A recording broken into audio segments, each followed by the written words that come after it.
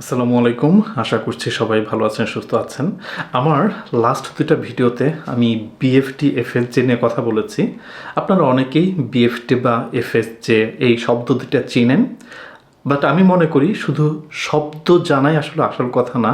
এই এফএসজে বা বিএফটি আসলে কি, এই সিস্টেমটা কিভাবে কাজ করে সেটা বোঝাটাও আমাদের জন্য খুবই ইম্পর্ট্যান্ট।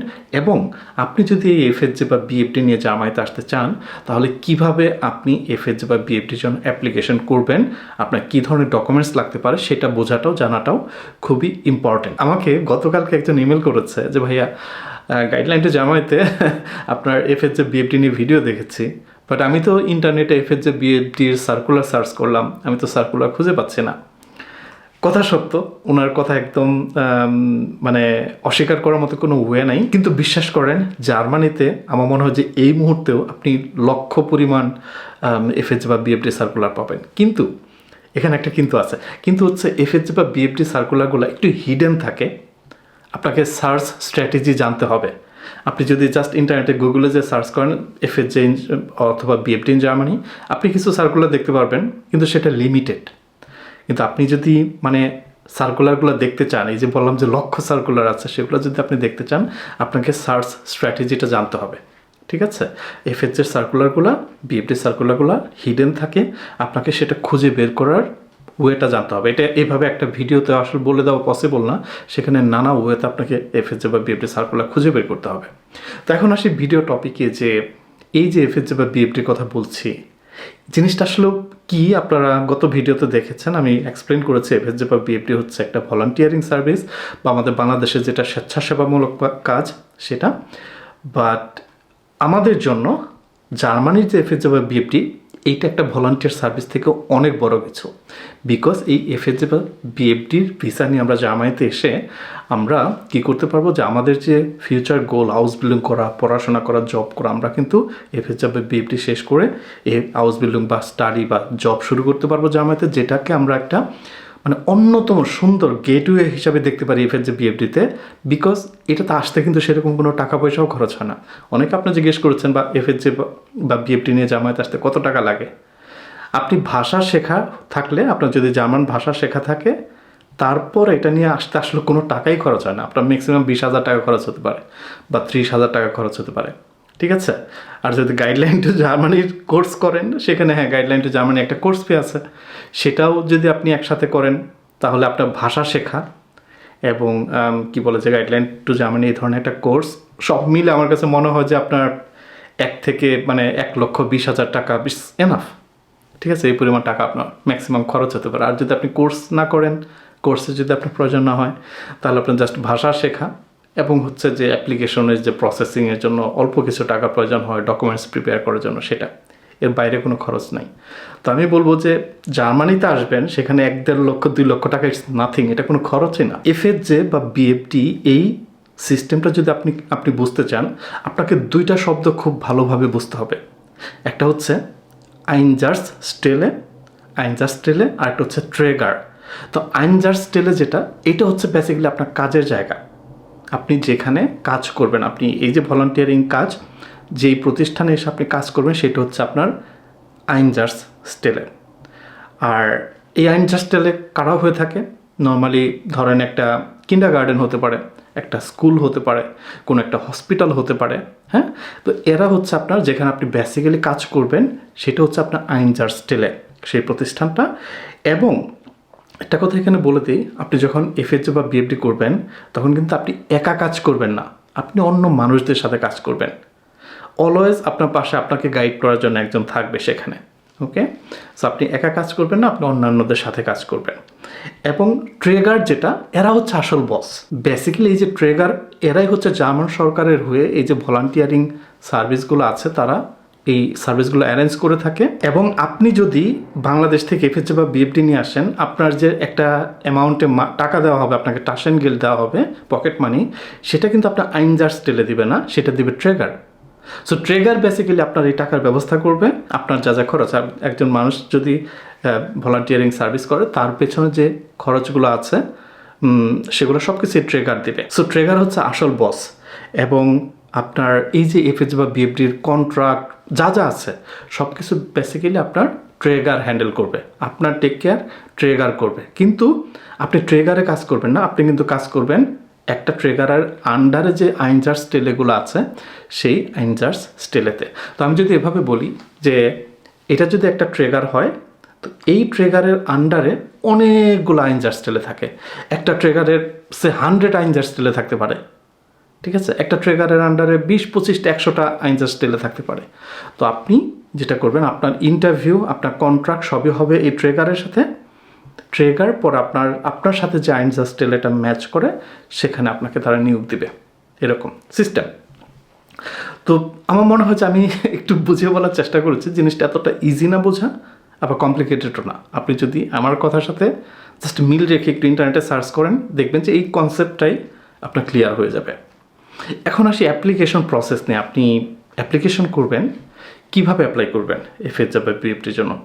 খুবই স্ট্রেট ফরওয়ার্ড অ্যাপ্লিকেশন প্রসেস, খুবই স্ট্রেট ফরওয়ার্ড, ইজি। কীরকম ইজি? আপনাকে যেটা করতে হবে, ইন্টারনেট থেকে সার্কুলার খুঁজে বের করতে হবে। সেই সার্কুলার আপনি ডিরেক্ট ইন্টারনেটে ওয়েবসাইটে যে আপনি সার্চ করতে পারেন, অথবা কিছু ট্রেগার আছে তাদের ওয়েবসাইট, যেমন ডিয়াকনি বার্লিন, এটা এফএসজির একটা মানে ট্রেগার। তারপর হচ্ছে কারিতাস বার্লিন, সে বিএফডির একটা ট্রেগার, ঠিক আছে? আবু বার্লিন, তো এরকম অনেক ট্রেগার আছে। হ্যাঁ, red cross Berlin, red cross Hamburg, red cross Munich. So এই ধরনের ট্রেগার, এরা হচ্ছে ট্রেগার। আপনি এদের ওয়েবসাইটে যাবেন, সার্কুলার দেখবেন, অথবা ডিরেক্ট আইনজার্স স্টেলেতেও সার্কুলার দেখবেন, অথবা আগেন্টে ফর আরবাইটের ওয়েবসাইটে যেও আপনারা এফএসজে বিএফডি সার্কুলার দেখতে পারেন। কিন্তু যেটা বললাম, অনেক সার্কুলার আছে যেগুলো হচ্ছে অনেক হিডেন, আপনাকে একটু স্ট্র্যাটেজিক্যালি সার্চ করতে হবে। এখন আপনার কাজ কি? আপনি যখন অ্যাপ্লিকেশন করবেন, আপনি দেখবেন যে একটা সার্কুলার ধরুন ওপেন করলেন, ওপেন করার পর দেখবেন সেখানে তারা আপনার কিছু ডকুমেন্টস চাবে।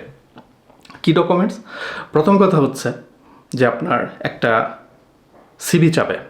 এখন এই যে এফএসজে বা বিএফডির জন্য যে সিভিটা আপনি তৈরি করবেন, সেটা কিন্তু কোনো নর্মাল জবের জন্য যে ধরনের সিভি করা হয় সে ধরনের কোনো সিভি না।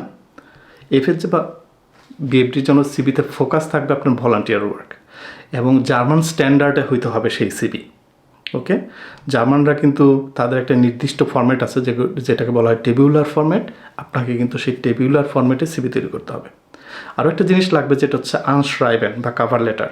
ওকে, তো বা মোটিভেশন লেটার অনেকে বলে।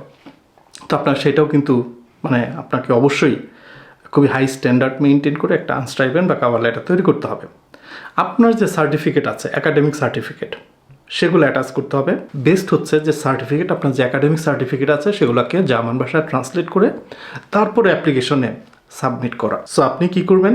সিভি তৈরি করবেন, মোটিভেশন লেটার লিখবেন, আপনার যে সার্টিফিকেট আছে সেগুলো অ্যাটাচ করে আপনি অ্যাপ্লিকেশন করবেন। এখন আপনি যখন বিভিন্ন রকমের সার্কুলার দেখবেন, সেখানে দেখবেন অ্যাপ্লিকেশন করার দুইটা ওয়ে আছে। একটা ওয়ে হচ্ছে যে ইমেল অ্যাড্রেসের মাধ্যমে ইমেল করে অ্যাপ্লিকেশন করা।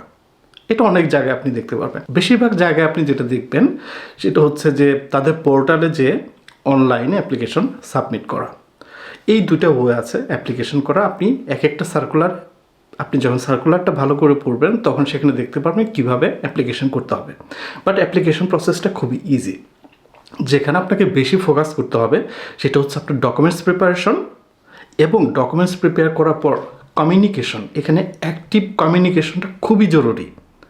ফোন কল, ইমেল, মানে এভরিথিং খুবই জরুরি, ঠিক আছে?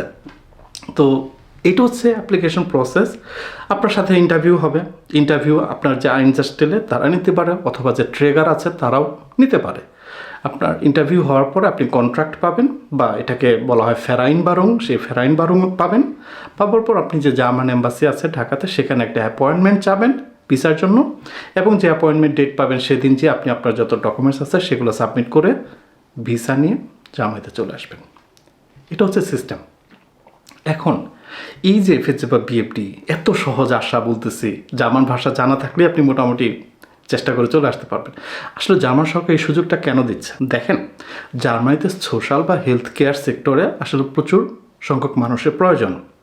তাদের ওই জায়গাটাকে সচল রাখার জন্য, এবং জার্মানির যে আপনার কি বলে যে তরুণরা আছে তাদেরকে এই ভলান্টিয়ারিং কাজে উদ্বুদ্ধ করার জন্য তারা এই এফএসজে বা বিএফডি এই ধরনের প্রদান করে থাকে এই সুযোগগুলো। তো এখানে কোনো মামা চাচার জোর চলবে না। এখানে হচ্ছে আপনি আপনার কোয়ালিফিকেশন, আপনার আগ্রহ, আপনার মোটিভেশন, আপনার ভাষার দক্ষতা আপনাকে জার্মানিতে নিয়ে আসবে। ঠিক আছে? তো এই এফএসজি বা বিএফডি যদি আপনি এসে করেন জার্মানিতে, এখান থেকে শেষে আপনি যে সার্টিফিকেটটা পাবেন, এটার মূল্য কিন্তু অনেক। আপনি যেখানেই যান না কেন, আপনি যদি আউসবিল্ডিংয়ে যেতে চান, আপনার এই এফএসজি বা বিএফডি সার্টিফিকেট আপনার আউসবিল্ডিং পাওয়া, এবং ইভেন নট অনলি আউসবিল্ডিং পাওয়া, আপনার ধরুন 3 বছর আউসবিল্ডিং, সেখানে সেই আউসবিল্ডিংকে অনেকটা আপনি শর্টও করে ফেলতে পারবেন আপনার এফএসজি বা বিএফডির সার্টিফিকেট থাকার কারণে। যারা ব্যাচেলর মাস্টার্স করতে চান তাদের জন্য ব্যাপক রকমের সুবিধা দিবে। এক্সট্রা আপনার সিজিপি এর উপর এক্সট্রা বোনাস পয়েন্ট পাবেন আপনি এফএসজি বিএফডি সার্টিফিকেট থাকার কারণে। অনেক ইউনিভার্সিটি আছে যেখানে অ্যাডমিশন নিতে হলে একটা প্র্যাকটিক্যাল অভিজ্ঞতার দরকার পড়ে। তারা বলে যে আপনার একটা 1 বছরের প্র্যাকটিকুম থাকতে হবে। তখন আপনি এই যে এফএসজি বা বিএফডি যে সার্টিফিকেট, সেটা আপনি কিন্তু আপনার সেই প্র্যাকটিকুম হিসাবে দেখাইতে পারবেন। ঠিক আছে? আপনার অনেক আউসবিল্ডিংয়ের সার্কুলার আছে যেখানে দেখবেন যে বেরুপস প্র্যাকটিকুম চায়। আপনি এফএসজি বা বিএফডি যে সার্টিফিকেট, সেটা কিন্তু এই প্র্যাকটিকুম হিসাবে আপনি দেখাইতে পারবেন। এবং একটা মানুষ যদি ভলান্টিয়ারিং সার্ভিস করে থাকে 1 বছর জার্মানিতে, সেটাকে ব্যাপক রেসপেক্টের চোখে দেখা হয়। ঠিক আছে? সেটা নানা রকমের সুবিধা আছে। তো এগেইন আমি এই ভিডিওতে আপনাদেরকে একটু এক্সপ্লেন করে বলার চেষ্টা করেছি এফএসজি বিএফডির যে সিস্টেমটা, সেটা ট্রেগার আইনজাস্টেলে কীভাবে অ্যাপ্লিকেশন করবেন সেটা।